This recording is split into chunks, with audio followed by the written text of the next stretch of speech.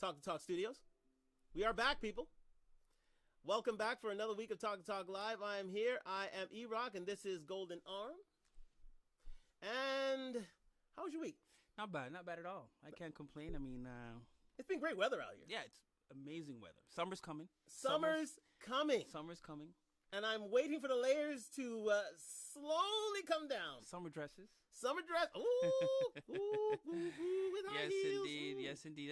I got my shades just to. You got your yes, I see the shades, sir. Just to compliment and to signify what we are into, and that is the spring-summer set. And with the clink of the glasses, we begin our night festivities. Oh, I gotta take a bit. Yeah, take a sip. Take a sip. Oh, yes, I do. That's the angel share right there. Right! Ladies and gentlemen, once again, we are sponsored by Dun Talk. I am fully geared in Dun Talk from head to toe. And thank you for Dun Talk for supplying such wonderful, wonderful outfits.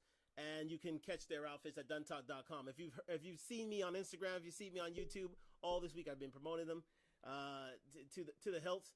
And let me say, their spring and summer line is out now. So go to Duntalk, DUNTALK.com, and check it out for yourself. And let me say this, they are some fabulous, fabulous gear, including what I have on right here, right now. But without further ado, sir. Yes, indeed. Let's get down to it. Woo-wee! Let's get down to it. You know what? I feel like Arsenio Hall in 1990. You know, I've been praying about this day for a long time now. And I was wondering when would be a great day to speak about this topic, speak about this man himself. Mr. Samuels. Mr. Samuels, yes. Mr. Kevin Samuels. Again, it's done in a posthumous manner. Again, what do you hear at funerals? We hate meeting at only, big occasions, weddings, funerals, at, any sort of life-changing moment. And this was definitely a life-changing moment to the point where Mr. Samuels has become Saint Kevin Samuels now. Yes. Or he could be sinner. Could be.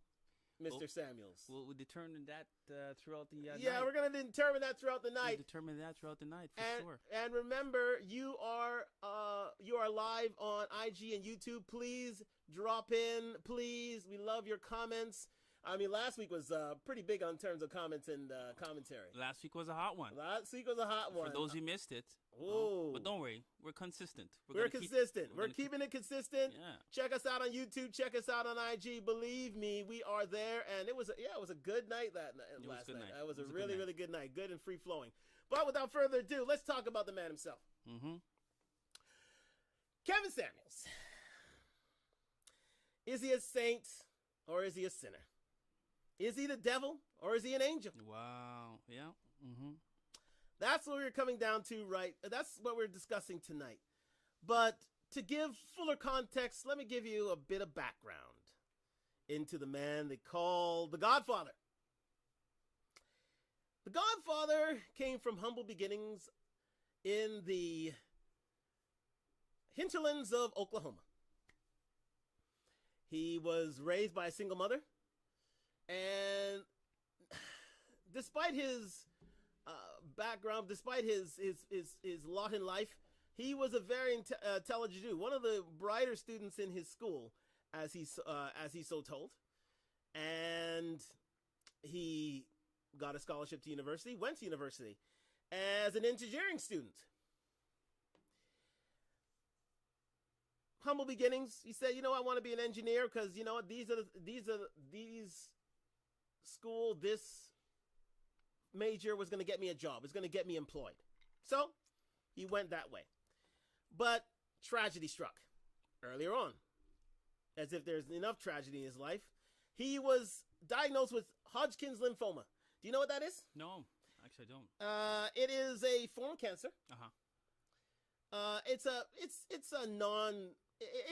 a sort of life-threatening sort of cancer. If you catch it in time, then it's not so life-threatening. It's not as serious as many other cancers that are out there. Okay. But if you catch it in time, it's pretty benign and it can be, pretty much quelled at source, really, if you catch it in time. And that's what he did. He went to a checkup. He felt a little ill, and he obtained Hodgkin's lymphoma, which threw him off the track of his engineering student degree. Okay. So he decided not to go through that, Mm-hmm.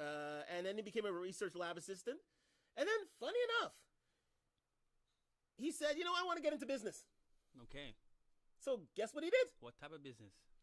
Well, he got into the restaurant business. Oh, okay. I didn't know that. And he started right at the bottom. Wow. You mean flipping burgers? I would say flipping burgers. Flipping burgers, nah. Listen, he started out as a waiter. Oh, okay. He started out as silver service as a waiter. He started waiting tables. Uh-huh. And, earning tips. And that's where he got this sort of business acumen and his knack with people. Okay. He built his people skills here because he was really an introvert. But, he had, as a waiter, I've done it myself. I was in England during my law school travels. He had to learn the gift of gab. And so that's what he did as a waiter. And he learned his way around business. And he made up a few contacts. Okay. Right? And then through those contacts, he got into business development management. With one of those Enron. You remember Enron back in the day? It's like one of those telecom companies. Okay, yes, One of those startup telecom companies. Old, very old. Yeah, very old, exactly. Well, Kevin was in his 50s when he passed on. Yeah. But so it was during these times that he caught on and became this business development manager, and he's gravitated towards corporate sales. Okay.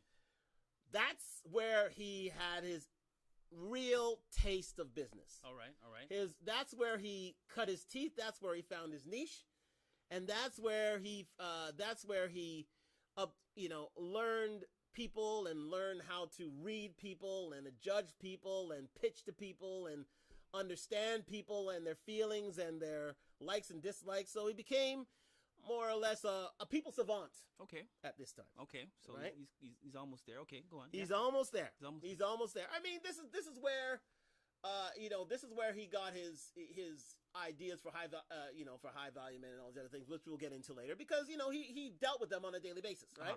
He was in the corporate world. Right? Yes. So he had an expense account. He had all these sales to get through, and he really found his niche here. Okay. This is where he found a lot of his contacts. This is where he was earning those six figures he highly touts, and this is where he got into different things such as men's fashion, men's styling, men's grooming. Okay.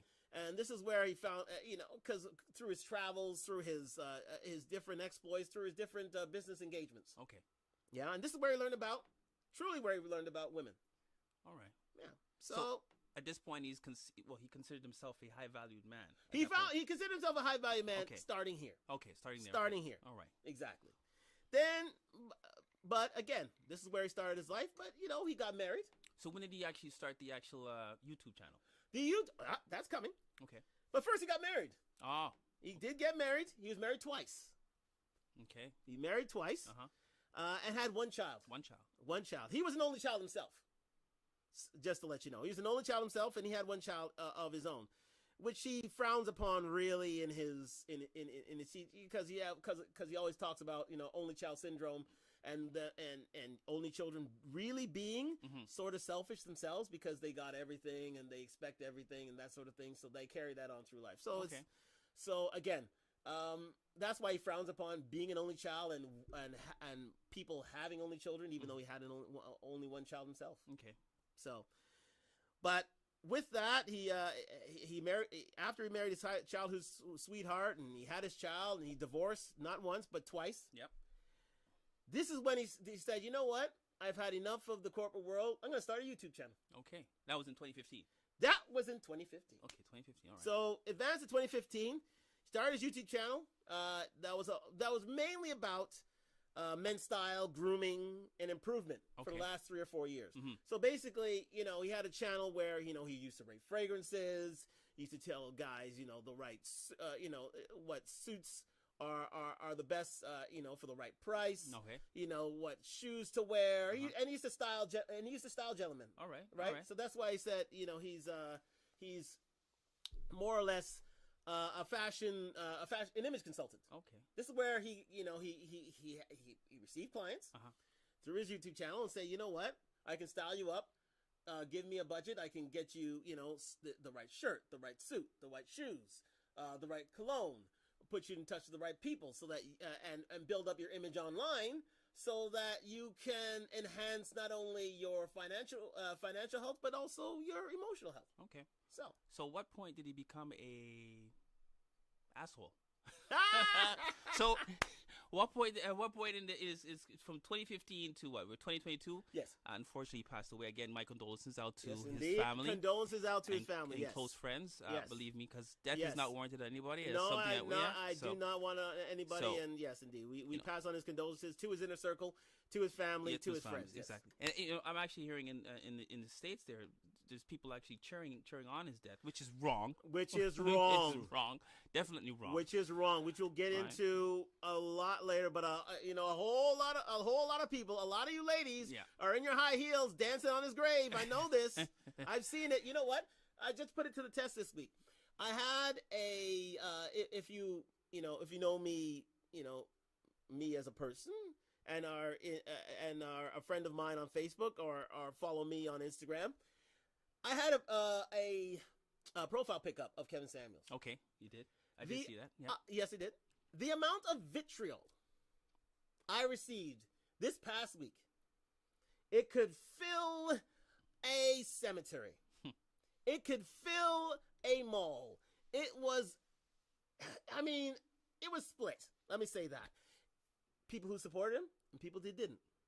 I also had a poll this week. I put it out there if you were there on Instagram and also on YouTube. You would have seen a poll this week. And I got a lot of votes. And you know what? It was split right down the middle. Right down the middle, eh?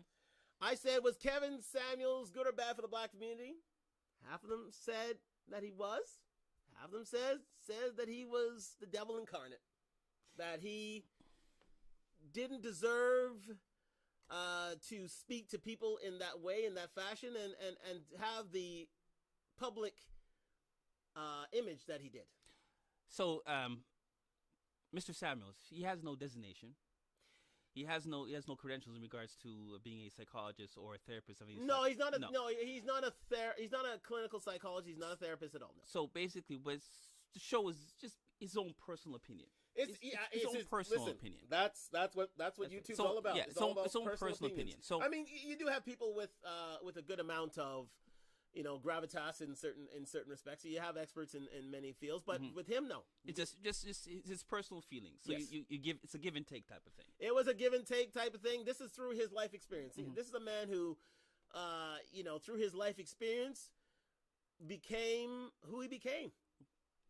And getting back to his story, from about 2015 to 2019, so about 3.5 years, he just basically focused on men. And this is the one thing that a lot of people don't understand.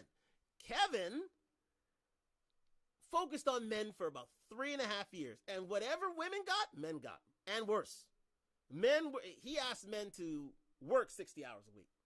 He asked men to be providers. He asked men to, if you're going to be a high-value man, understand that your purpose should be first in your life.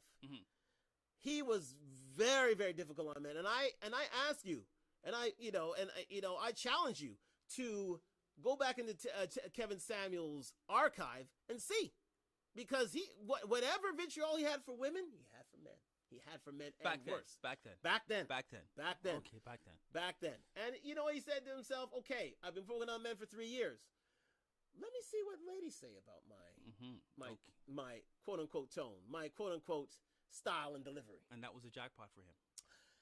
Oh yeah, it was a jackpot. 1.4 million viewers. Let me say this: 1.4 million viewers. With men, he had about he had a good following. He had about that's a million viewers.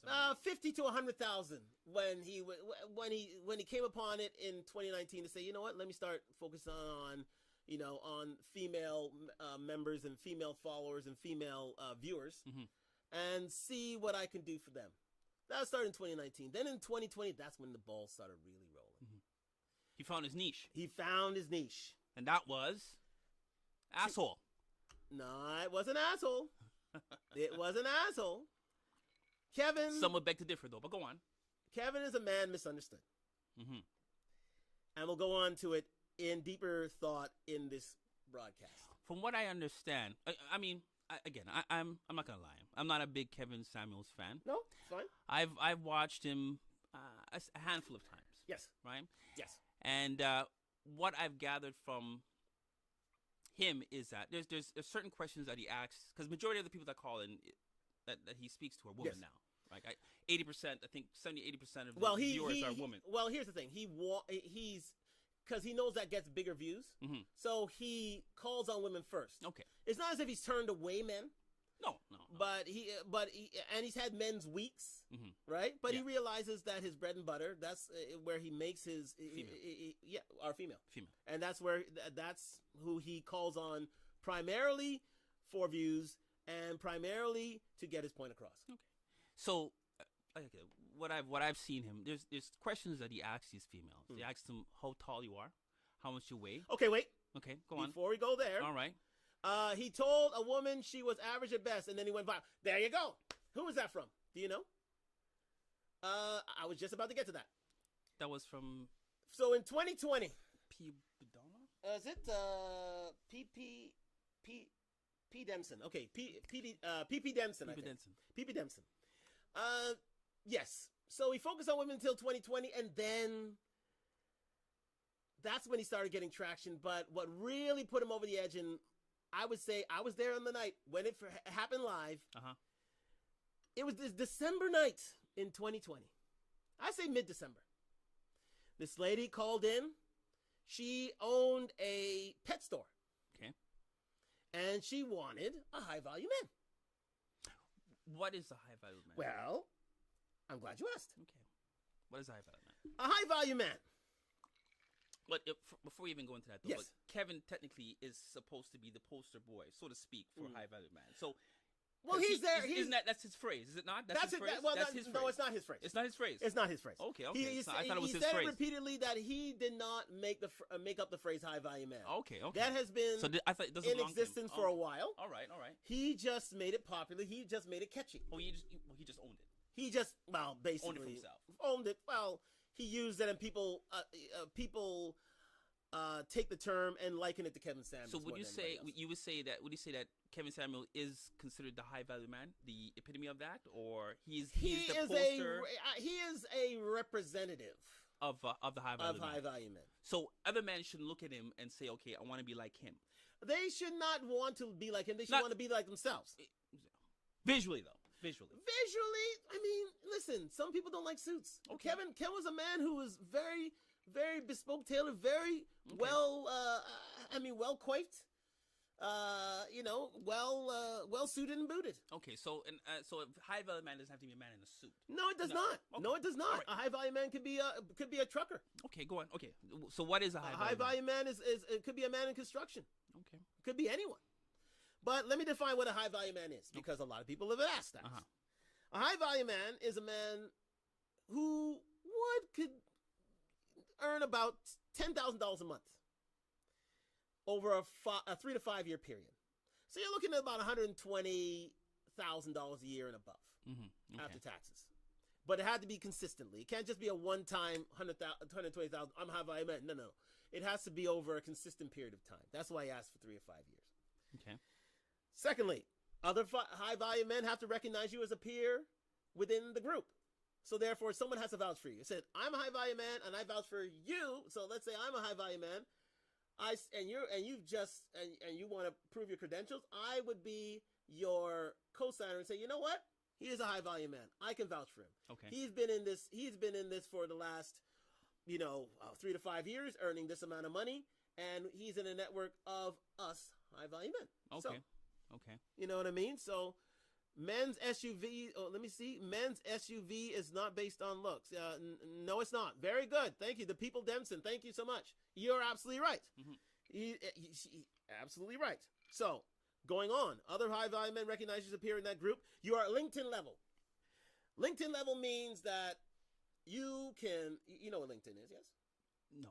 Okay, LinkedIn is a sort of a a social media platform. Oh, LinkedIn. LinkedIn. LinkedIn. Okay, LinkedIn. Okay, LinkedIn. Yes, yes. Yeah, yes, it's yes, a social yes, media yes. platform that Yes. allows people to not only put themselves out there with to prospective employers and employees, Yes. but also it basically flouts your credentials and your CV Yes, yes. to the public. Yeah. All right. So being LinkedIn level is a person who says, okay, I'm a lawyer, or I'm a VP of operations of such and such, and or I own a this sort of company, or and they can literally put it on the map, and it's verifiable. So if anybody wants to look it up, they can say, okay, he is a lawyer. Yes, he is a VP of operations. On LinkedIn. He is on LinkedIn, exactly. Yes, because yes, people who you're right. usually go on LinkedIn don't usually, well, they can, but they don't usually flout their credentials because sooner or later they'll be found out. So that's when you're LinkedIn level. So your status is visible to all, right? The fourth is having a network of high value men. So therefore, you can go by a Rolodex, you can go on your phone and say, you know what, I have, maybe 15 to 20 gentlemen who earn this amount of money and can vouch for me as well. Okay. And who I can call on and say, you know what, I need, let's get, we can build a network, or let's work together in order to achieve financial goals, and they can do it. Okay. At the bat of an eyelash, right? So that's the fourth thing, and then being useful to others in the group. And that's why I say I can't just be a high value loner. I have to be one who is part of a network to whom I can share my qualities, abilities, skills, and Black Book and Rolodex in the old school, and people will, understand where I'm coming from and where I'm going with it. So that's being useful to others in the group. So that's what a high value man is all about. So that's what, yeah.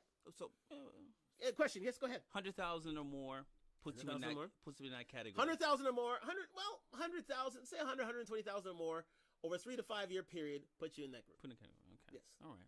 So it can't be just a one-time. Oh, I earned 100,000, then I'm back down to 60. It has to be over a sustained period. Okay. Okay. Yes. So, and this is, but here's the thing about it. He didn't exactly push for all men, because he didn't push for all men to be high value men. Not all men can be high value men. Only 10 to 20%. That's it. The rest of us are ordinary Joes who go out there, do our work, come home, raise our families, and feed our kids, and put a roof over our heads. Mm-hmm. And the average man. Average man. The average man. And here's the thing that a lot of people are get misinterpret. They misinterpret. Sorry. He always pushed for average guys. He actually wanted average guys to get to be in relationships, to be married, to procreate, and to build a solid middle class, especially within the Black community. Mm-hmm. Mm-hmm. So anybody who put down average Joes, he was very much against it. Okay. Yeah. So speaking on current, right? In his current YouTube shows, I mean, like I said, mainly the people that call in are females, right? He advocates for men, that's for sure. He advocates for men. He advocates for men. Yes, it's a men's channel. He always said it was a men's channel. But females are the ones that call in the most. Females call in. Okay, so of their own volition. Believe me, this is another misconception. He's not as if he actually goes out and procures women. Oh, call in tonight. No, these women call of their own volition. Yeah. All their own choice. And they know what they're getting into. They want to. They want to. If some want to learn, correct. Yeah. Some want to challenge. Yeah. And you got to come correct. If you're gonna go on, if you go on a show, you got to come correct. Well, you're gonna mention it now in regards to the questions in terms of height, weight, or well, let's go into high value women, because we already talked about high value men. All right. Let's talk about high value women. Okay. The topic that has basically, made him famous. What a high value woman is. Here's the definition. Number one, you have to be fit. Fitness is the number one hurdle. BMI, body mass index. Yeah. You have to be, you have to coordinate with your body mass index. So being fit means being a size 4 or 6. Okay. All right. That's what he would deem as fit. Okay. Right? Of course, it's proportional to your weight and to your height. But again, it's more or less a 4 or 6. We can stretch to a 6. All right. 8, you're pushing it really. 10, you're definitely pushing it. But it's 4 to 6 is more or less the fitness standard. Universal fitness standard. For high value women. Okay, go on. For high value women, yes. Go on. Yep. Number 2, femininity. You have to be feminine. Mm-hmm. He really didn't. Well, he never really, he felt that women need to have a lightness. He wanted the average guy to be the best version of themselves. Thank you, the people Dempson. Thank you so much. Yep, that's he definitely wanted right. to be average guys to be the best version of themselves. Thank you, the people Dempson. But for ladies, there has to be a lightness to them. There has to be a femininity to them. You can't be one to be wearing pantsuits and jeans and have this sort of masculinity about you. There has to be a lightness to you. You should be able to wear dresses at a moment's notice. You should be able to wear high heels at a moment's notice. You should be at least aesthetically appealing, not only to yourself but to other women, but to men as well. Okay. Right? Well, so there's nothing wrong with wearing jeans, ladies. There's right? nothing wrong with wearing jeans, but no. But what he's saying is you got to mix it up. You got to mix it up. You got to mix it up. You got to mix it up because a lot of ladies these days, a lot of ladies these days have this sort of heaviness, especially with the pandemic, because being indoors all the time, there wasn't a. Oh, I wish I had a Kevin when I was a young girl. He would have saved me from a lot of mistakes. Cass forever, thank you. Bang, bang, bang. Thank you so much, Cass forever. A lot of but you know what? Mm-hmm. We don't know what direction she's talking about there. A lot of mistakes in what sense? Well, in terms of her that's meeting her a pride. man. Yeah, no, in terms of I think right? it's in terms of her life path. Right, choices in terms of the In men terms of- she's met, yeah, or we yeah. need, we can go a bit deeper. We don't know exactly what We don't she know means by that. exactly, but we're gonna leave that to her. But again, If you want to clearly, explain that, if you want to, touch if you want to, further explain that, Cass forever, please do. We welcome that. But again, we'll leave it to you. Okay, we'll leave it to you. Keep going. So high value woman. Mm-hmm. So not only she has to be feminine, she has a lightness. She has to have sort of, a sort of je ne sais quoi about Je ne her. sais quoi. Yeah, she has to have a je ne sais quoi about her. She has to be friendly. Friendly. Let me see. In terms of life choices. There you go. Okay. As I said, in terms of life choices. She has to have a femininity about her. I mean, sorry, not femininity, a friendliness about her. She has to be, she has to be appealing. She can't be, she can't be a B word. She can't be a bitch. Sorry, she can't. I understand that, in this world, there are women who, they have this, there is this bitchiness, there is this resting bitch face. And if you go on with your life like that, so be it. But, and in certain quarters, that is welcomed. But bitch, bitch is such a hard word. Confidence could be considered bitch too. I mean, some men consider, even though she comes across as we may think she's a bitch, but in fact, it's just confidence. But here's the thing. It's just confidence. Here's the thing. So it's not actually bitch, but well, exactly. But you want a woman who you'll be happy to come home to. You ever see? You face the world, you fight your battles, and then when you come home to a woman who's unfriendly, is that a welcome home? Is that a welcome sight? Of course, you don't want that. You don't want that. You don't want that. Of You course. don't want that. And not only for that, but you want that for your children. I mean, I could take that. Take my mother for instance. There is a lightness. There is an airiness. There is a welcomeness to her. And that's exactly what you want. I mean, that's what you want. If you've gone that far to cohabitate, yes, I would assume the person that you decide to live and spend your life with, you can come home and be happy. Right, and not only that, when you go out in public, you want people to say, you know what, she has a friendliness about her. She has a lightness about her. She has appealing nature. She's a calm, nurturing, appealing nature. She's one of those soccer moms. Okay. That she's the one who'll bring out the freezies and the drinks and kids will run to her because they see her as friendly and loving and they never forget her. Okay. Right? Okay. That's what that friendliness is all about. All right. Right? People run to her. Okay. People seek advice from her. People seek counsel from her. All right. She's that shelter from the storm, if you know what I mean. Yeah. Okay. Right. And then she has to be cooperative. Here's that is one of the key notions in Kevin Samuel's definition of high value women. She has to be cooperative. You don't want to battle when you get home. You don't. You want to know that you're on the same team.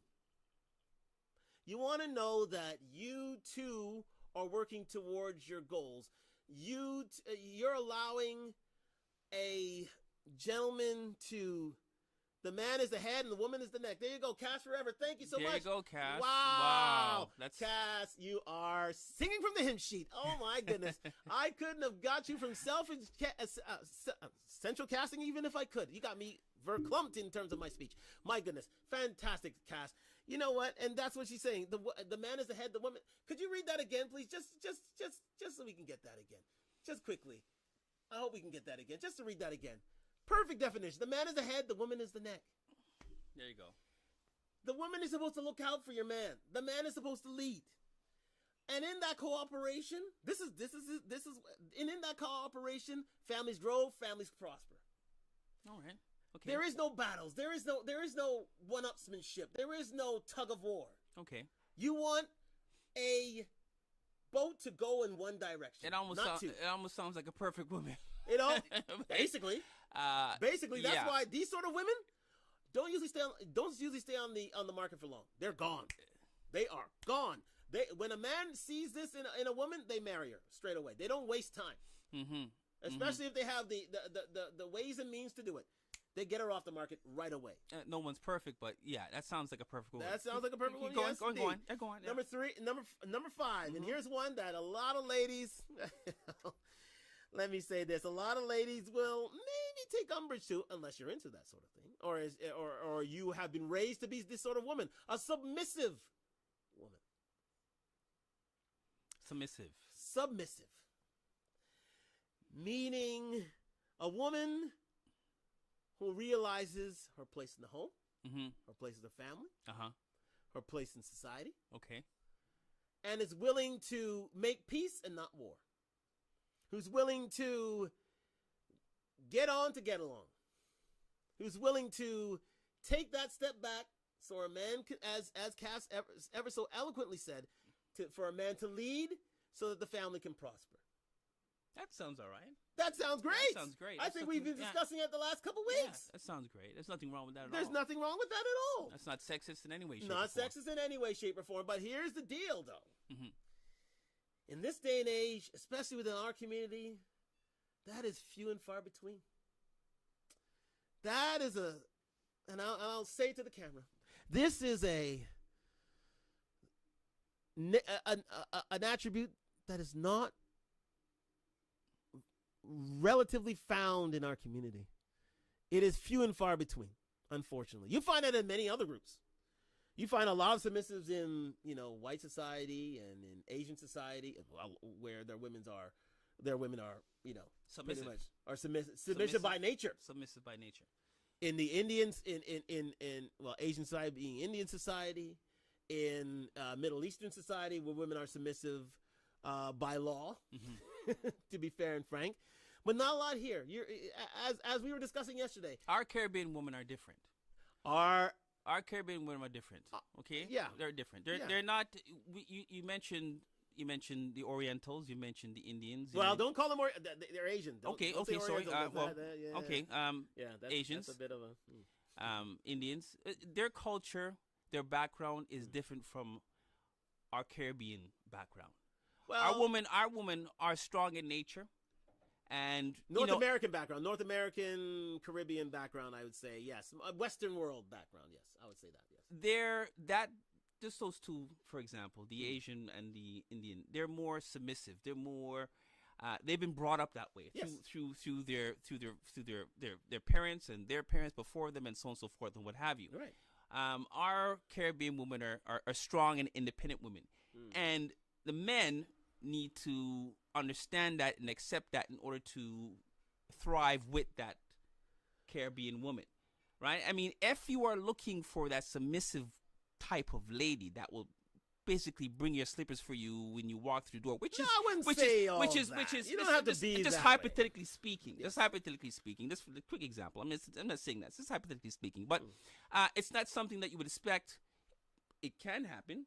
Right, but it's not something that is expected from our Caribbean women, which is I don't want to make it sound bad, but it's expected from the Asian or the Indian community, right? Because they're brought up in a sense to cater to their man, in every sense of the word. Which again, there's nothing Yes. wrong with that, right? I wouldn't mind our black females, but they're strong black females. Mhm. And what I find is that, and we're kind of straying off topic here, but Yes. what I find is that our black men are leaning towards the other side, leaving our Caribbean women, right? Because that side is more submissive, will more cater to them, you know. Yeah. You have to be a strong black man in order to deal with a strong black woman. Well, here's the deal. Bottom line. Here's the That's how I deal. look at Here's one thing I'll say to you in retort. Where are Indian and Asian societies these days? They're usually top tier, I'd say. Because there isn't this tug of war. Mhm. There isn't this strong black woman on one end and strong black man on the other, and two people pulling at both ends. Even in white society, that's of a similar type. Not so much, but definitely of a similar type. And that's what's allowed for these societies to thrive. Not only in their own countries, but throughout the world. Because their people flow in one direction. It's not two.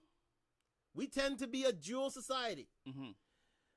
They tend to be a head, neck, body, one motion, one family, one direction sort of people. Okay. And that has allowed them to thrive within the modern world. And that is something that that we can take notes on. We as a people can definitely take notes on that. All right. I mean, okay. I mean, again, to each his own. To each his own. To each his own. But to each his again, own. I'm just putting it out there. To each his Their own. societies are thriving. There's a reason for that, and I just pointed it out. Now, finally, in terms of high-value women, you have to be sort of, you tend to be single and childless. The more children you have, and it's not a bad thing, let me say that, the more children you have, the more strikes against you. Especially in the dating world, especially in the dating market, which is cutthroat. It is dog eat dog. It is, as the old saying says, all is fair in love and war. Mm-hmm. Mm-hmm. And that is similar to, for you to have, certain strikes against you, as I've said. I believe that's true. Yeah. If a man had a choice between a woman, Yes. exactly the same, 10-10, Yeah. visually, but one has a child and One one has a doesn't child, have it, one has a child. I would strongly you probably lean towards the one that doesn't Absolutely, including myself. Listen, I am one who is single and childless. I would like to create a legacy, have a woman who's single and childless as well. Because when you tend to have that woman, I mean, it's not exactly safe in all cases, but when you tend to have a woman who's had a child, that basically that takes away from you. So if one has one, they can have two, but they could have had three.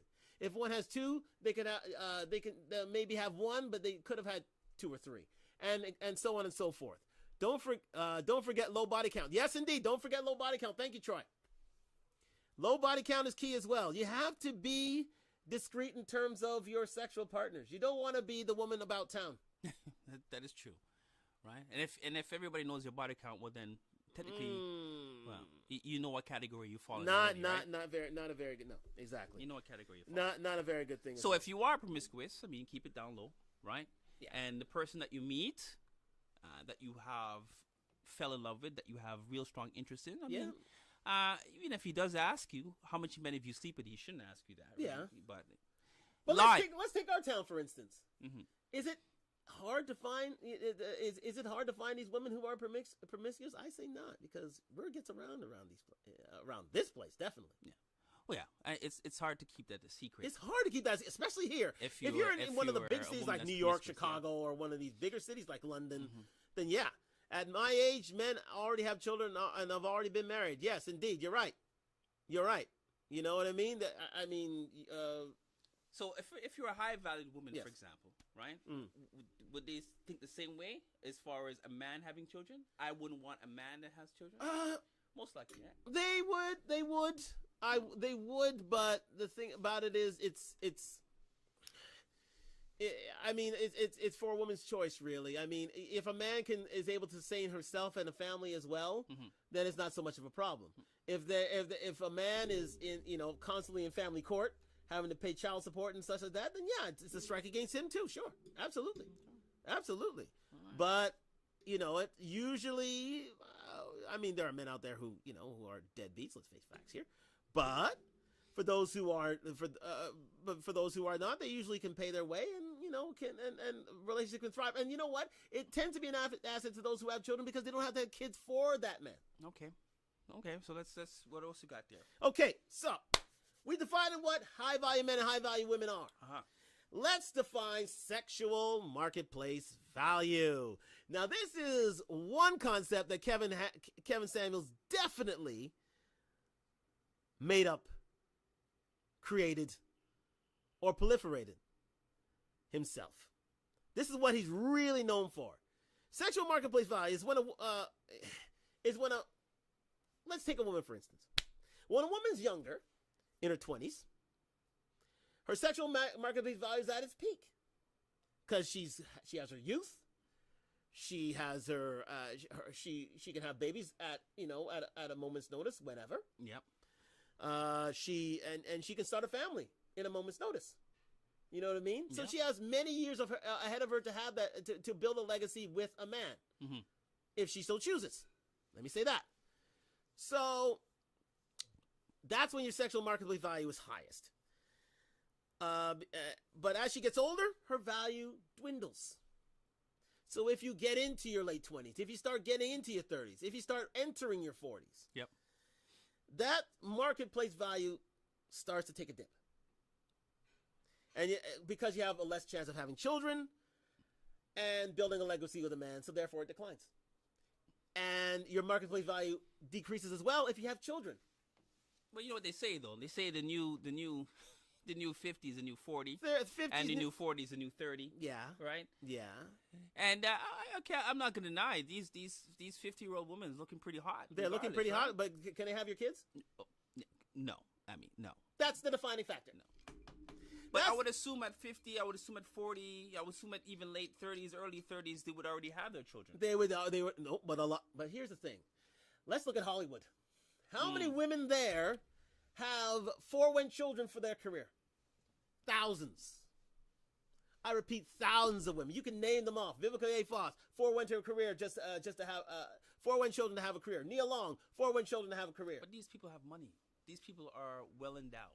So yeah, they're well endowed, and of course, right, so they can have children amongst children. That's right, but we're talking about you and me here. Right? We're talking about the average folk. The average folk, yes, the average folks. Well, we have to take into consideration. We're talking about the rank and file. We're talking about us.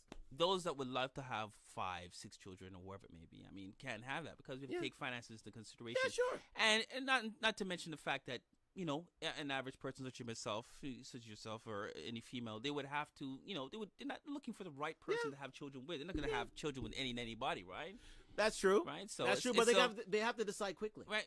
That is, they don't want time to pass them by. That's exactly. Right. Time is not on their side. And a lot of career women that focus on the career first, let time pass them by, and now they're in the 40s or late 30s and have no children. Now want children, can't find someone to have children, so they have to go to younger. But then the younger person that they're dealing with, their mindset is not the same. That's right. Right? And in fact, that younger person will sleep with you, have sex with you, have fun with you, but right.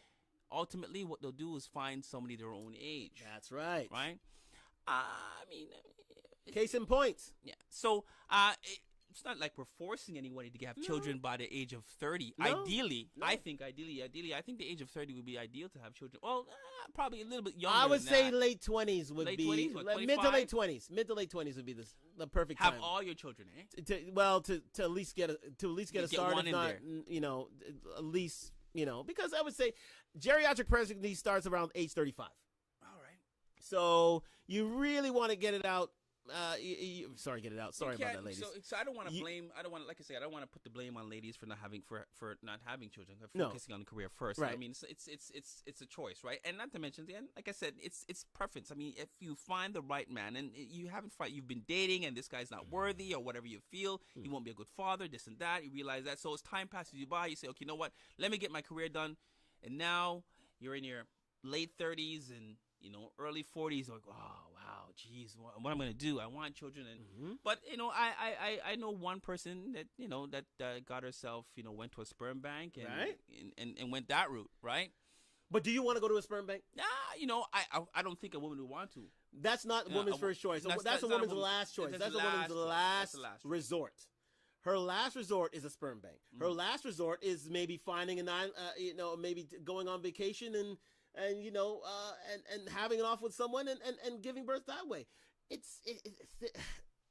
Those are last resorts. What women want to be is in a family. Women want to be married, overwhelmingly so. Okay. So they have to plan these things much earlier. Other races do. I tell you what, as I was talking to you yesterday, women have timelines. White women have timelines. Asian women have timelines. Middle Eastern women have timelines. All these women have timelines. They say, I need to be married by a certain time in my life, say about 23, 25. I need to have kids at a certain time in my life. That's 27 to 20. But remember, we used to have those timelines ourselves. We all used to have timelines ourselves. I mean, we were born to parents. When we were born, when did they have us? They were in their early 20s. Yes, you're right. They were in their early 20s. Now, I know with the women's movement and with women entering the workforce, a lot of women have them later. But guess what? The rules still apply. Yeah. So you have a choice to make. Now, you are defined on that choice, and there's no shame in that choice. But at the end of the day, you got to take the consequences. With the men out there, sperm bank looking like a good choice. Yeah, well, yeah, see, there you go. See what I'm saying? See what I mean? The sperm bank a good choice. But you see, the fact of the matter is, are women putting themselves in the right spaces to find these men? That's what I ask for you, Narissa. And I would say probably not. Because I guess what? And I'm going to come to this a little later. Guess where a lot of these women find their husbands? In college and university. When they're young. When they're at their sexual peak. They don't wait. They don't have a hot girl summer. Our women have hot girl summers. Every other woman, oh yeah, I'll have a party. But their mind's on what's important. Kids, family, legacy. Get it done now while you're young. So that way, when you want to have a hot girl summer, I can go back to my family now. So you guys have a hot girl summer while your 40-year-old friends are dancing about with in singledom, in single parentdom, and living in regret. Okay. That's the key, and that's what Kevin didn't wanted to guard against. So, just to complete this thing, the sexual marketplace value for a man, I'm sorry, it doesn't tend to drop off that soon. A case in point, Al Pacino. You know who his girlfriend is these days? Young girl. 28-year-old. You know how old Al Pacino is? Well, he's in his like 70s, right? Or 82. Wow, 82. And you know what 82. you know what that's about, though? That's about the moolah. Of course. That's about the moolah. That goes without saying, but that's what it's moolah. all about. That's why our sexual marketplace value doesn't drop, because if you are well fortified in terms of funds, your sexual marketplace value doesn't drop. If you remain a certain shape, your sexual marketplace doesn't. That's why we have a longer shelf life. Man's perspective, yeah. From a man's perspective, you have a longer shelf life. Yeah. Right? A woman's shelf life is based on her womb. It's based on her ability to have children and provide a legacy. But then you got Madonna with her 20-year-old, right? Did the 20-year-old leave her? She left. Well, did she? No, yeah, he left her. He left her. Yeah, he left her. He left her. Why? He wanted to have kids. Sorry. He wanted to have kids. Right. So let's see. So Kevin opened up the black world to the sexual marketplace, but he also made us come back to the realization, especially us black folk, that men built the world, and therefore our sex is of a higher value. Who built the CN Tower? Was it a woman? I have a boyfriend through high school and college, and he cheated. So while I was planning a lifetime, he was having a hot girl summer. Yes, indeed. I mean, listen, all is fair in love and war. Let me say that. Listen, we are all victims. We are all victims. But those who go through such slings and arrows and come back swinging and come back victorious, guess what? They're the champions. They're the ones that deserve the spoils. I understand what you're saying, Narissa. There's no doubt about that. But at the end of the day, you know what? Everybody has these sort of stories. Yeah, everybody. You lose some, you lose you some. win some, you lose some. Yeah, all is fair in love and war. Yeah. Not only us, but every other race has these sort of things. They do. I'm sorry, they do. So we have to chalk it up to experience. We have to chalk it up to the game, as they say, right? So, getting back to it, if women built the world, I would say they would have a higher value within it. But men built it. That's what Kevin Samuels always was saying. They're the ones who dig the ditches. They're the ones who build the roads. They're the ones who build the buildings. They're the ones who do the dirty work. They're the ones who usually, building and replicating and making this world go round. And remember, this is a free society. This is a free world. And women could do as they wish. But do they choose to go into these industries? No. They don't. They choose other industries. They choose cleaner jobs. They'd rather do other things than build and deal with STEM, science, technology, engineering, and math careers. And are women free to choose these careers? Absolutely. But do they intend to? They don't. They don't wish to. And that's what Kevin was pointing out as well. If you can run all these industries, if you can do all these things, and women are at liberty to do so, and we'll see in the fullness of time if they do, but at the moment, if you're at liberty to do so, then, and you run hegemony over all these different industries, guess what? Men run the world and basically have that higher sexual marketplace value. Mm-hmm. Because we're willing to go into any industry and make $1. That's the long and the short of it. So, and not only that, men are physically stronger. Men are physically stronger, and thus can control a sexual marketplace. Men start and end wars, decide life. I wouldn't say decide life. In terms of wars, that is. Life and death on average does have a higher sexual marketplace now. There are more women than men universally. It's a numbers game. There are more women than men. So we have more choices. We have more choices. So they have to work harder. Women have to work harder. So so that's what Kevin Samuel was saying. Basically, that's we as a woman, you got to work harder to get that high valued man. Yes. Right. Not only high value men, period. Men, period. Even the average man. Because even the average guy. There are 2 women to 1 man. Mm-hmm. So again, we're gonna touch on the questions. Yes, indeed. What he asks the ladies when they call in. Yes, let's get that in there. Let's get it in there. Let's basically what he asks them when they call in is your height, where you work, how many children you have, and your weight. Well, let's do it in the Kevin Samuels way. No, you're the man. Let me. How would he do it? Let's do it in the Kevin Samuels way. Yeah, how would he do it? Yeah, you're the man. Here's the deal. He would literally step up to the microphone and say, "How tall are you?" They tell him they're telling their height. Dress size? Tell them their dress size. What was your weight the last time you weighed yourself? And a lot of women would lie, but he could see it in their face and said, "Oh, I'm 150 pounds, looking every bit of 200." And he tell them their weight, and he said, "What dress did you wear last time? What dress size?" You tell them the dress size, and then what weight were you the last time you weighed yourself? Yeah. 4 questions that define where do you work? He also my reaction is where do you work? He actually just asked the question, where do you work? No, I didn't. Well, not where you work, but when how he's much, assessing how much a woman, money do you make? How much money do you make? Never did. Never did? Never did. Oh, okay. I saw something He different. never talked about a woman's finances because we don't care about those things. We never did. It's about height, weight, dress size, and how would you rate yourself if you, from a 1 to 10, 7, and without number 7. So therefore, 1 to 10 without using number 7. A lot of women would say themselves as an 8 to a 10, and he would say, "What?" So you would compare yourself to a Rihanna, a Kelly Rowland, a Beyonce if you're 8, 9, or 10. He doesn't ask them how many children you have because I've seen it. No, he doesn't ask that. Well, question? he does have. These are questions that he has asked. He does ask them, but in terms of assessment of women, he doesn't care about kids. He just cares about your looks. He just cares about you.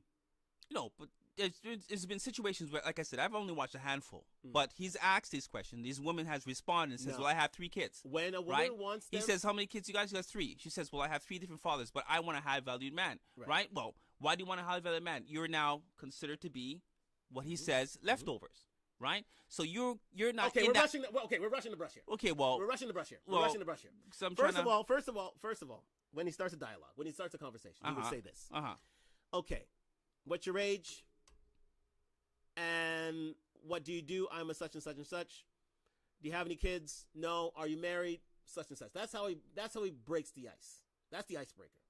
So they would come in and they would say, okay, they would give them these sort of credentials, and they would talk about their life.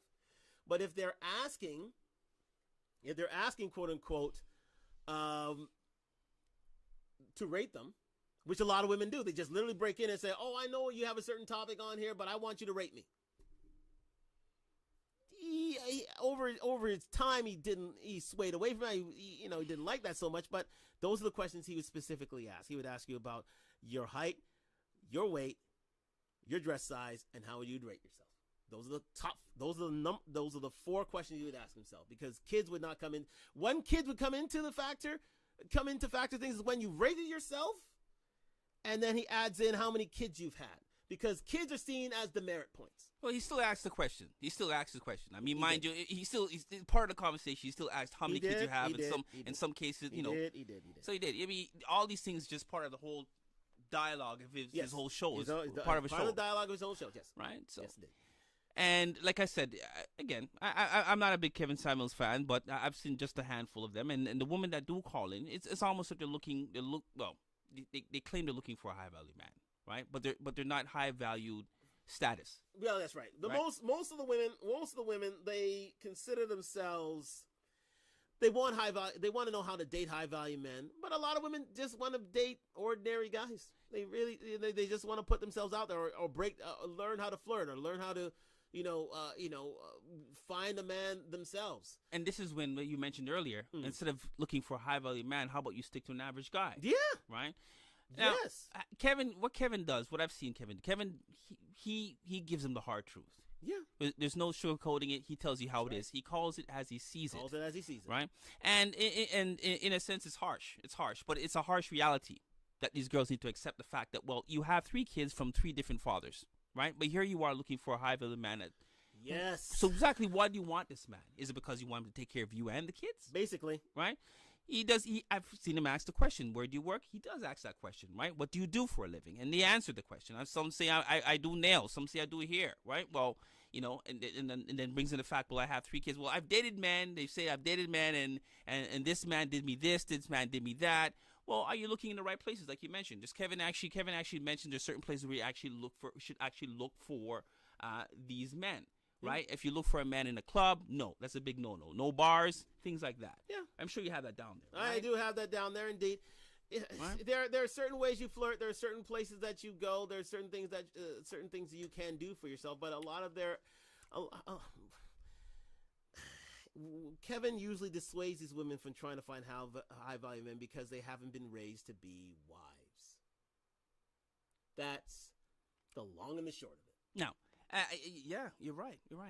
But then what about those that actually call in though? Because I've spoke to some other women, and women has told me that there's females that actually called in, right? That meet the high valued man criteria, that falls in his criteria, right? And once they start to challenge him, right, in terms of what he's been saying in the past, the ABCs, whatever they may be, he gets upset, he cuts them off, he belittles them and cuts them off, and then talks to them behind their back. Now here's the deal. Like, how is that? So it's almost like a hypocrisy here. I mean, does he practice what he preach? Right? That's what I'm asking. These are all tests.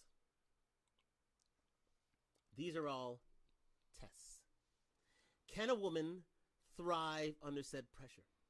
Remember when I was talking about a woman having certain amount of femininity, friendliness?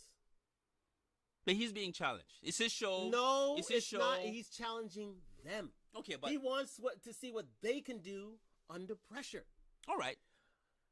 Yeah. When he tells them the truth, he wants to see how they react. Are you going to take notes? Are you going to learn from this experience? Or are you going to fight back and literally show your true self. So are we talking about the high value women that actually call in to challenge him and as far as what he's been saying, or are we talking about just the ones that have 3 kids and that don't deserve women. All women. Well, because like I said, all women. Woman has told me that they've called in, right? High value women has called in that meet that criteria, right? And when they challenge him, right, because it's his show, right, he doesn't like to be challenged. Yes. He would then either put them down, cut them off, right? And he has little sounds, little chiming sounds or what have you that he presses. Right. That right.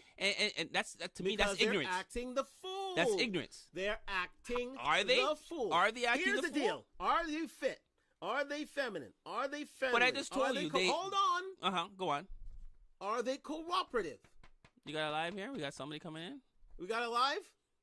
Yeah, go ahead. Is that live? Yeah. Troy's coming in. Troy is coming in. Is he? Let's see if he is. We are waiting for Troy. We are waiting for Troy. We are going to wait for Troy. Oh, there he is. There he is. Oh. Troy! Welcome to the show, sir. What's going on? How are you? How are you doing? Oh, wait, can you hear me? Yes, we can hear you. We can hear you. Thank you for joining. No, I just have to call in because what Sam was saying about women calling in and challenging him, that's not true. That's never happened. What happens is women call into a show, and when they started like talking bad about black men, talking about black men ain't shit, and why should they settle for an average guy, that's when Kevin starts to go off on them. Yes. Go back and look at the tape. Oh, but there's many tapes. Like I said, go back and look at them all. I've heard. I've only watched a handful, right? And I'm only basing it off other females that told me that they. Right. No, the females are wrong. Oh, they're wrong. They're wrong. Tell them to pull the tape and show you. Oh, okay. They're wrong. And that's, I mean, there's been many shows, Troy. Many shows. Many shows. I've watched many hours. Kevin is very respectful to the women. When they start to get disrespectful, that's when it goes off the rails. Okay. Right. Okay. Or they'll say something like, they'll be like, "Oh, black men ain't shit." He defends black men, and that's when he goes off. Yes. Average black men. And they'll say it casually, like it's not a big deal. Oh, well, I can't find a man because there's no good men out there. All the black men, they ain't shit. Right. Kevin's gonna go off on them. Okay. That's not challenging Kevin. That's talking nonsense. Because then Kevin will pull the facts and say there are many good black men out there. He'll pull the statistics out, saying black fathers are like the #1 fathers out there. That's right. And I'll say again, 54% of black men are single and childless. 64% of the middle class. That is all true. All heterosexual men. There are only 20% of black men who have all black children in the world. Why? They don't see us as being good enough. They don't see a lot of black men being good enough. 51% of black men, single, childless, including myself. There it is. But go on, Troy. What you're about to say. Whenever a woman says that he says this, just ask them to prove it and see what. Pull the clip. Just pull the clip. And I bet you they can't do it. All right. Okay. You heard it from the horse's mouth right there. It says a man that watches. You watch Kevin on a regular basis. You watch him. I've watched many. I've watched a lot of Kevin. Right, and you've never seen a high valued woman come on his show and challenge him. Like no. Well, what's a high value? Well, first of all, what's a high value woman? Well, like you mentioned earlier, I mean, basically the opposite of a high valued man. A woman that fits the criteria of dealing with a high value. Let me say it again. High value woman. Well, let me tell you, a high value woman would not be calling his show. Yes. A high value woman would not be calling his show. They wouldn't have time for that. Oh, to challenge him, they would. No, they wouldn't. No, they don't. That's the thing. They don't challenge. It's not in their nature to sit there and challenge men. It's not in their nature. So the fact that someone's telling you they called him to challenge him. Well, not literally to call him, challenge him. The conversation started off regular. That's what I was told. It's not in their nature. And as she pointed out certain things. Again, I'm just basing off what I've been told, right? But if you watched him on a regular basis and you haven't seen that, well then, you know, I could take your word for it, take her word for it. It's really, you know, I don't know what to say, but Yeah, well, again, A high value woman yes. would not call into Kevin's talk show and challenge him. No, they wouldn't. That's just not in their nature. That's not what. I beg to differ that because a high value woman would see a show and probably get fed up and said, you know what, let me call in because I fit that criteria and let me give them a piece of my mind. Not literally, but is the woman fit? yeah, yes, I'm saying. Everybody Is the woman feminine? Is the woman friendly? If she's friendly, she wouldn't call in. Is the woman cooperative? If she's cooperative, she wouldn't call in. If she's submissive, she wouldn't call in. I would assume single childless. I would assume this particular woman wouldn't call in with the actual intention to go off on him, but to She wouldn't have reason to. question his thoughts. She wouldn't have reason to. Question his thoughts. She wouldn't have reason to. Because a lot of people out there, a lot of females out there. That's it. A lot of women. Right? There's a lot of females out there that dislike the man. They dislike the man for a reason. There's got to be a reason, right? There's got to be a reason why a lot of females out there dislike this man. But again, what Troy said. Troy, say it again. But I'm going to tell you why. A lot of women the ones that dislike him are the ones that when he talks, it touches a nerve. Yeah. And he calls them Shirley. Yeah. Those are the ones. I just said it. Yeah, you're right. I mean, you're right. Definitely right, Troy. I mean, he doesn't sugarcoat anything. He calls it as he see it, right? And it's the hard truth. And some women can't take the hard truth. So that's fact. But that's the problem. Let me just add, that's the problem with society and what Kevin was trying to change. We need to start telling women, especially our black women, the truth. Right? We cannot tell Lizzo. Hold on there. We cannot tell Lizzo that she should not be twerking at a Laker game. Nobody will tell Lizzo that that's inappropriate. Outstanding. Everybody's afraid to tell her. I rest my case. Outstanding. There's a time and place. There's a time and place. Definitely. What That's the problem. In front row at a Lakers game. Right. And nobody will tell her that that's inappropriate. Ridiculous. That is so inappropriate. You're right. Well, that's what I'm saying. And as you said, Troy, a high value woman wouldn't call in the Kevin show. You're absolutely right. They wouldn't. I can't call him the Kevin show. Call the Kevin show because they're on the same page. Again, I would beg to differ. Right? The ones that call it Kevin show. Again, you're talking about guys who've watched this show religiously. That's true. I can't compete against that. If you guys watch this show religiously and you guys actually haven't seen it, right? The ones that call it to a show are modern women. Ah, yes, Kevin. Yes, sorry, Troy. I was talking about Kevin. I thought you were Kevin. Troy. Yes, Troy. Go ahead, please. It's the modern women. They're loud. They think they know it all.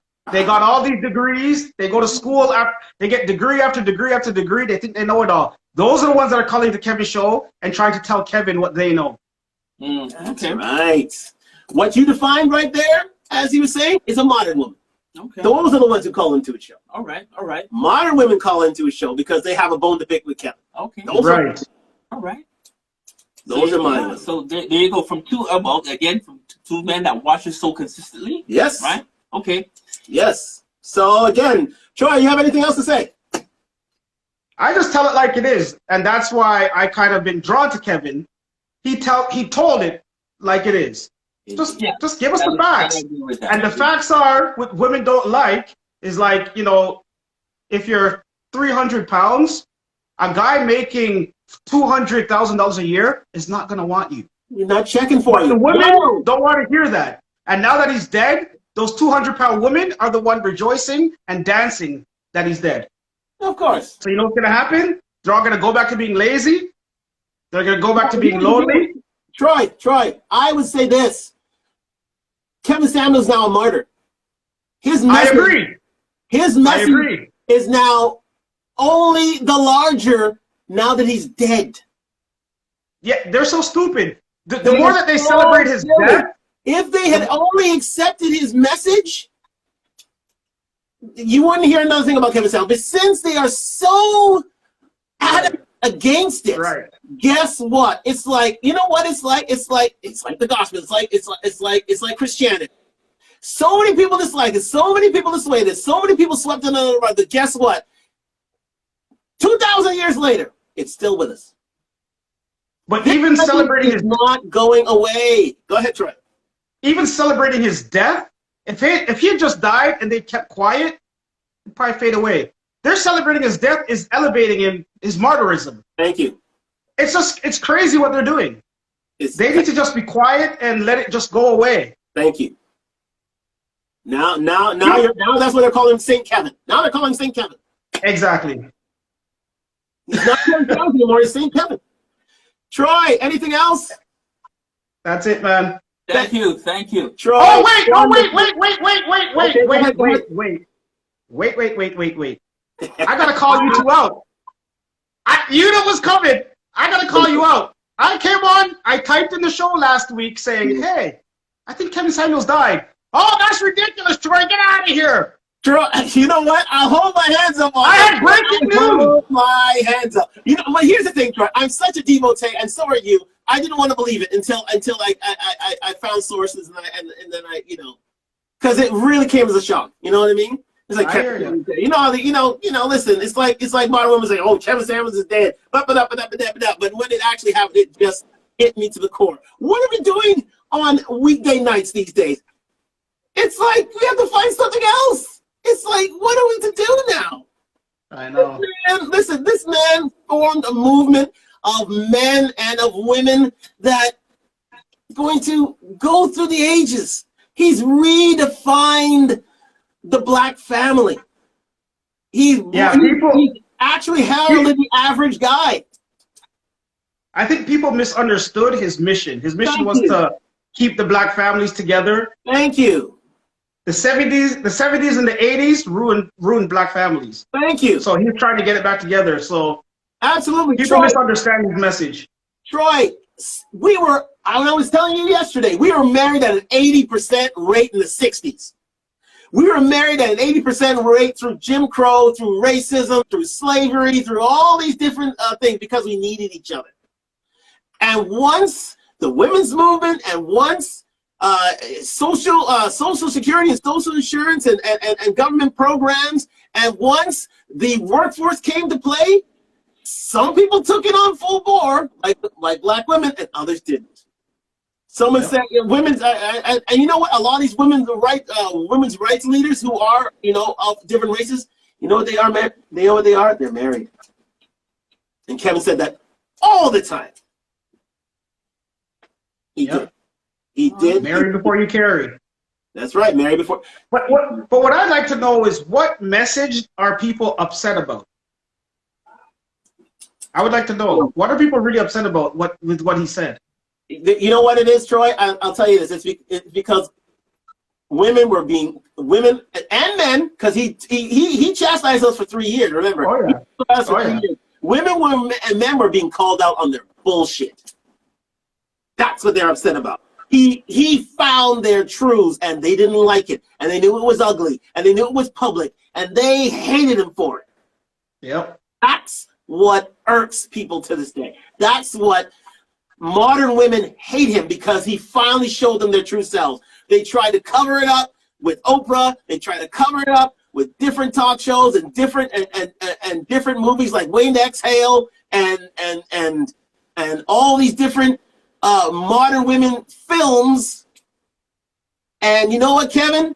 Turned around and in a year and a half exposed them and made his and he formed a movement, and he exposed the world to the red pill district and into the black manosphere. And he made black men, all black men, more self-aware. That's why we call him St. Kevin. All right. Thank you very much. Well, so before I go, I'd like to say, so anytime anybody, like you'll get, like say you have like 10 women, 5 will like him, 5 don't like him. Look at each group and see what they have in common. And see what they have in common. Look at the ones that like them and see what the ones that don't like them and see what they have in common. Chances are the ones that don't like them, their future is looking at buying a cat and dying alone. All right. With that, I'm out. Thank you, Troy. Thank you, Troy. Thank you so much. I love you, buddy. I love you. Thank you. Thank you. Absolutely brilliant. Thank you so much. Wonderful, wonderful, wonderful. That was an inimitable Troy. Let me tell you something, man. This guy, fantastic views. And he broke it down, dude. He broke it down. He broke it down. That's who's been calling in. It's modern women who've been calling in. It's not high value women. It's modern women. Modern women are totally different from high value women. Totally different. Mm-hmm. And so we move on. I mean, it's. Let's talk about the whole cheating aspect. Let's get to that. Mm-hmm. And the fact that high value men don't cheat, they exercise their options. Time immemorial. Those with means and those with affluence and opulence and access always have three or four women who they can literally decide to, partake, different moments. Mm-hmm. Why is that though? Why? Because these are the high value men that have money. These are the high value men who have money. Oh, but listen. Those, so one's not enough for them. I mean, cheating goes on everywhere. Yeah, you're right. There are men in our community who may not have a dime. They have 3 or 4 ladies. Mm-hmm. But for the most part, it's high value men who have this access because you know what, they can afford to do it. Kevin always said that for every high value man, there's his wife. Mm-hmm. There's his mistress, there's his jump off, and there's his assistant. You have to a wife has to deal with 3 other women in his life, and it's up to you to either stick around or make it on your own way. But it's up to him. But it's not exclusive, and it's not assured that a man has to take this option on upon himself. He doesn't have to do it. It's available there. Mm-hmm. There are many channels in which you can do it, but the opportunity, if the opportunity arises, but these sort of options are available, and for many men, and especially in different climes and different races, they literally tell and it's happened through time and space throughout history. They literally say, you know what? I'm a king. I'm a lord. I'm a landowner. I'll say that I have, or let's go to modern Africa. I have, cows, horses. I have many things at my disposal, and I have 2 or 3 or 4 or 5 or 6 or 7 wives. You've heard about that Nigerian guy who married his 7 wives? Polygamy. Polygamy is that's what it's all about. It's just on that's the term that it's called. But for most, in the modern world, they wouldn't. Polygamy is frowned upon, so it's choice. It's choice. But they always present that to the ladies and say, you know what? I have these sort of women in my life. It's up to you if you want to deal with my life in such a way. And you know what? It's just when he was dying, he was asking this question again and again in his later shows. Mm-hmm. If women would accept that. And a lot of women, millennials and zennials included, were saying, yeah, I'll take on that. I'll take that deal. Wow. You know who really railed against that idea? Gen Xers. Our group. Because they came from that single, independent, don't need no man, modern woman archetype. Era. Mm-hmm. Right? So, but a lot of women who are of younger age are very well and truly up for it. They say, you know what, I can take that. If he's honest with me, if he tells me that's the case, then yeah. But here's the deal. Here's what a lot of women will shoot back and say, okay, well, if he can do it, I can do it. No. Kevin said, no. It's just for me, not for you. Your job is to raise my children and provide and to create a happy home and to sit there and take it. And a lot of races, that's the case. But I understand how women, can be irked by that, but it's a choice, right? If you leave them that choice, then yes. Because one thing that Kevin did not like is for men to go out literally to cheat without notice. And there are rules to cheating. So foretell their partner, I'm going out to... If he tells them that I'm going out to cheat and they accept it, so be it. Mm-hmm. But here, there are rules to cheating. Okay, what are the rules? The rules of cheating. Number 1, you can't have babies. You can't embarrass your wife. Mm-hmm. You can't buy her any big ticket items, so no cars, no houses, no, I mean, trinkets are fine, but you can't be, giving them any big ticket items, house or Nothing extravagant. Like let's say, remember, what's it? Talk show host, Wendy Williams. Yes. When her man tripped out and found his younger woman, and cheated on her, bought her a house. Kevin would say that is in the wrong. That is in the wrong. That is in the wrong. Bought her a car, bought her a house. Okay. Just down the road from her, actually. Okay. He bought their house just down the road from where he used to live with little Wendy. All right. That he frowned upon. So again, no big ticket items, no embarrassing moments, no babies, and no sexual diseases. Okay, so basically just sex. That's what it boils down to. Just sex. Sex. So are they having a relationship or just sex? It's sex. Just sex. Just sex. That sounds like just sex to me. It's sex. Right. There's no emotional bonds here. There's no embarrassment. There's no kids coming out of this, and there's no money being spent on big ticket items. So I'm telling my wife, I'm just going out there to have sex. I'll be back in about 5 hours. That's about right. And she's got to accept. But again, that. no, you don't want to tell her that in this. I mean, you tell her that in passing. Okay, I have a lady out here and doing my thing, but I ain't gonna bring it up to you. I'm not gonna put it in your face. You're not gonna put it in your face, but you're gonna give it to her very subtle. No, I wouldn't tell her. I would say, okay, it's happening, but I'm not gonna. You have a choice. There's a choice if you want to be here or not. But I'm not gonna bring it up to so how was your day? Oh yeah, I just had sex with my mistress. No, you don't do that. No, of course not. Of course not. That's disrespectful, right? That's disrespectful. That's breaking the rules, right? That's breaking the rules, right? You don't. But you will inform her in some way, shape, or form. How would you do that? Some way or shape or form. Like your actions speak. I'm promiscuous. Would you say I'm promiscuous? I'm a promiscuous man. I need more. Well, you got to protect yourself. Don't be promiscus and yeah, well, of course, because when rules you said that you got to protect yourself. So I'm just trying to figure out how I would tell my wife that. Yes.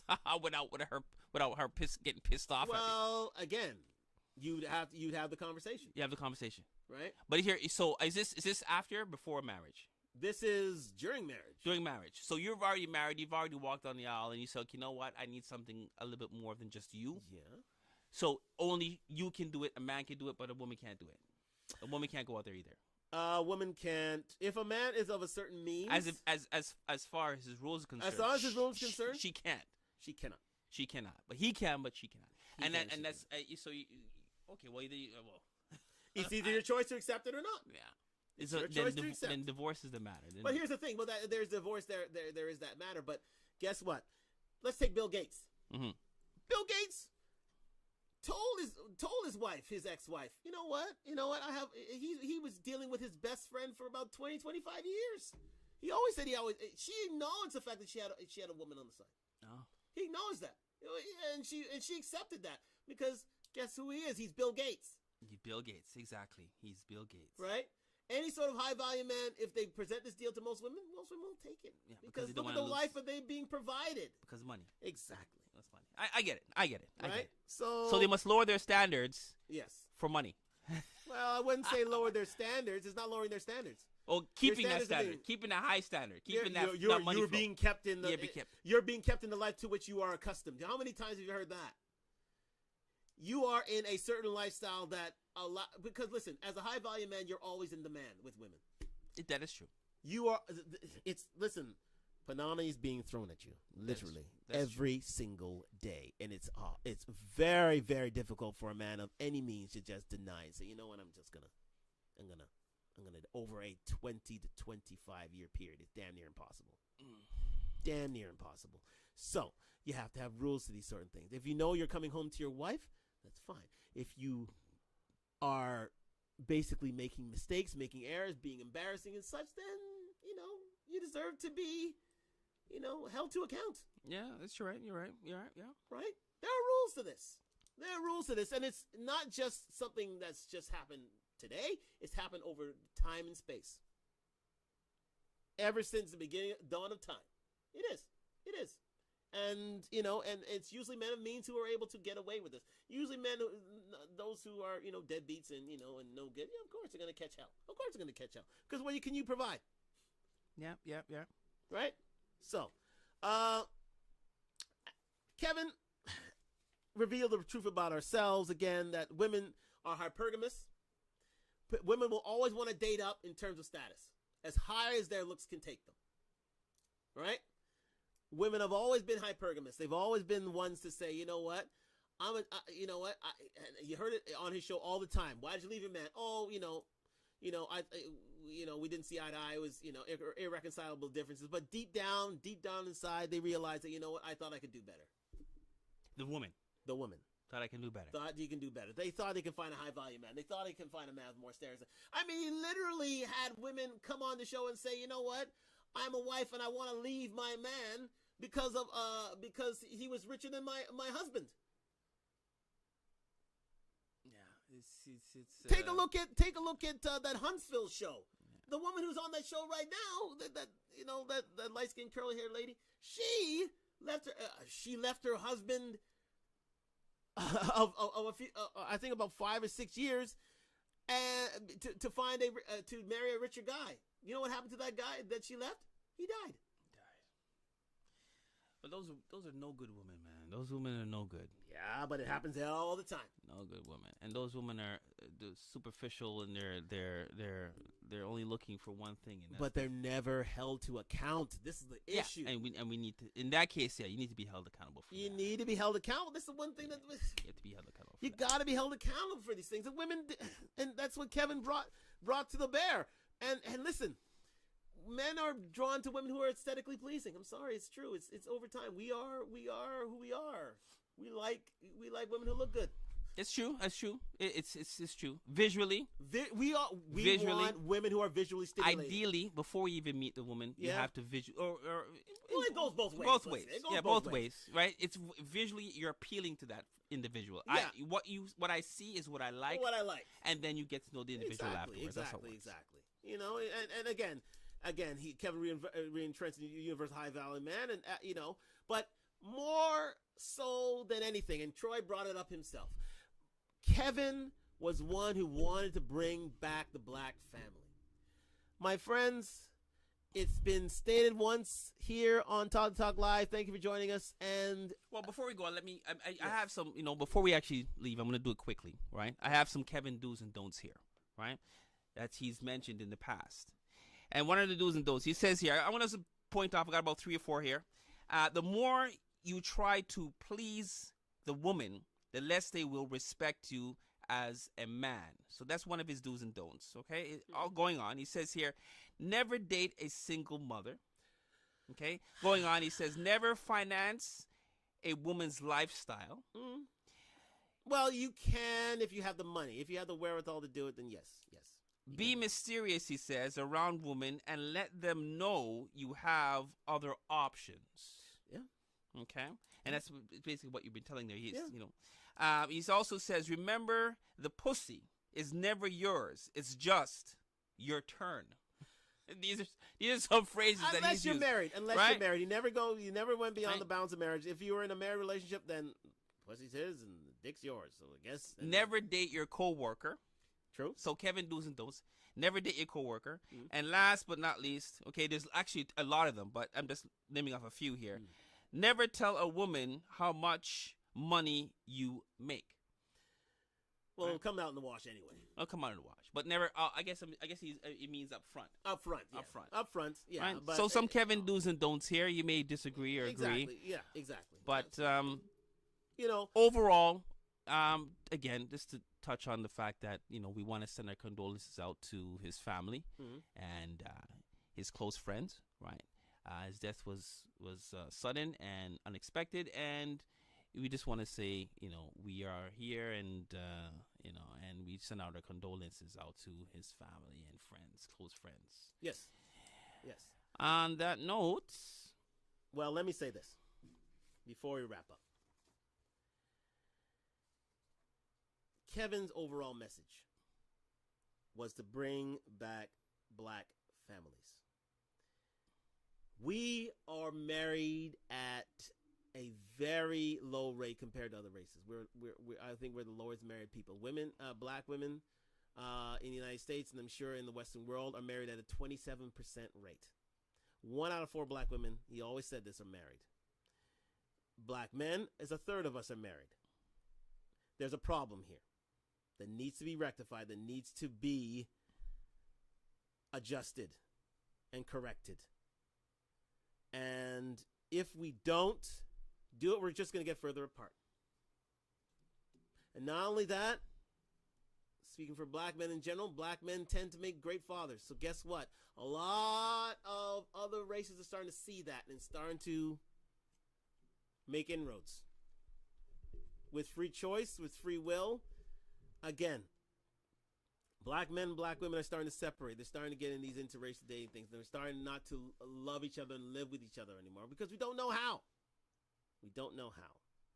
Yeah? And it's Kevin's ultimate message that he wanted to bring back the black family and level set women and realize who they are and what they can do and the men that they should be with. And the same with black men. We have to work harder. We have to do more in order to raise the standard for our people. And the ultimate question is Kevin Samuels a saint or a sinner? Well, we'll leave it up to them to decide that based on what we've talked about. Because unless in your opinion, he's a saint. He's a saint. He's an ultimate saint. He is a man that has put black manosphere on the map. He has actually brought pride in being a black man. We have been denigrated. We have been put down for far too long. And he actually put pride back in us. And God love him. Since his death, his message won't end. And to me, he's a saint. He may have had his ways and his means in which, were a bit abrasive, yes, but he wanted results. And he was all about outcomes. That's what he always said. He always said he's always about outcomes, about people finding people, and for more black marriage, for more black people getting together and being together. And he always put that first. Yeah, you're definitely right. Like I said earlier, it's just him giving the hard truth, and sometimes it's not easy to hear the truth. Straightforward. It's not easy hearing the truth. It's not hearing the truth. It's not because black men heard it for 3 years. It wasn't easy for us. But it's only when he went into the lady sphere that he started getting notoriety, and they started hearing what was the bad side of themselves. And it's for those who took heed and took notes and realized that if they improve themselves, that they can and better themselves, that they could make better outcomes for themselves in this life. Those are the ones who will profit from Kevin Samuels' message. It's for those who want to rail against, dance in his grave, and put him down even in death. Karma's coming. Just saying.